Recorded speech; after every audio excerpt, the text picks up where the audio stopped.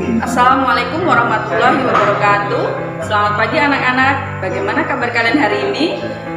Bertemu lagi dengan Bu Ulfa. Pada kesempatan hari ini Ibu akan menyampaikan materi tentang klasifikasi makhluk hidup. Tujuan pembelajaran hari ini yaitu kita dapat membedakan tentang biotik dan abiotik serta mempelajari tentang ciri-ciri makhluk hidup. Penasaran seperti apa materinya? Simak ya!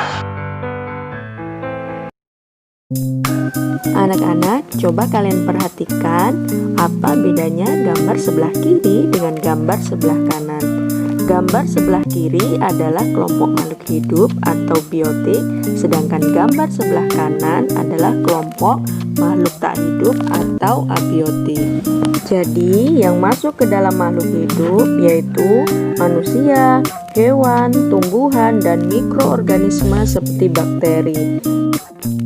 Dan yang masuk ke dalam benda mati atau abiotik yaitu udara, air, cahaya, suhu, dan juga kelembaban.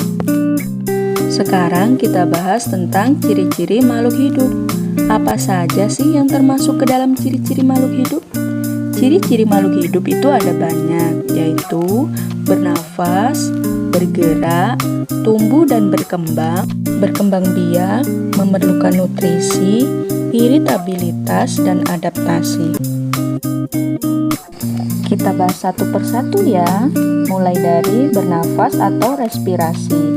Bernafas yaitu menghirup oksigen dan mengeluarkan karbon dioksida serta uap air.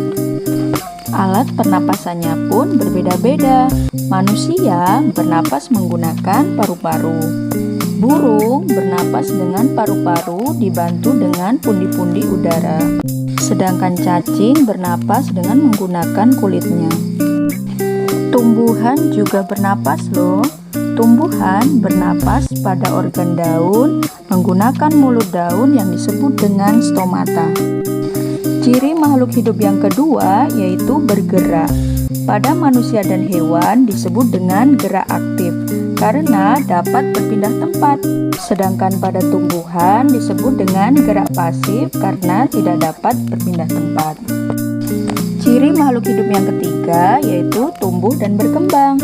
Tumbuh adalah perubahan ukuran bentuk tubuh yang bersifat irreversibel, sedangkan berkembang adalah proses menuju kedewasaan. Seperti ini ya contohnya. Lanjut, ciri makhluk hidup yang keempat yaitu iritabilitas atau pekat terhadap rangsangan. Seperti kalau kalian lihat pada tumbuhan putri malu, ketika disentuh daunnya, maka daunnya akan mengantuk. Ciri makhluk hidup yang kelima yaitu berkembang biak atau reproduksi. Tujuan dari reproduksi yaitu untuk melestarikan jenisnya agar tidak mengalami kepunahan. Pada hewan ada 3 perkembangbiakan, yaitu yang pertama vivipar atau melahirkan, ovipar yaitu bertelur, sedangkan ovovipar yaitu bertelur dan melahirkan. Ciri makhluk hidup yang keenam yaitu memerlukan nutrisi. Makhluk hidup memerlukan nutrisi untuk menunjang kelangsungan hidupnya. Berdasarkan jenis makanannya, makhluk hidup dibagi menjadi 3, yaitu herbivora, karnivora, dan omnivora.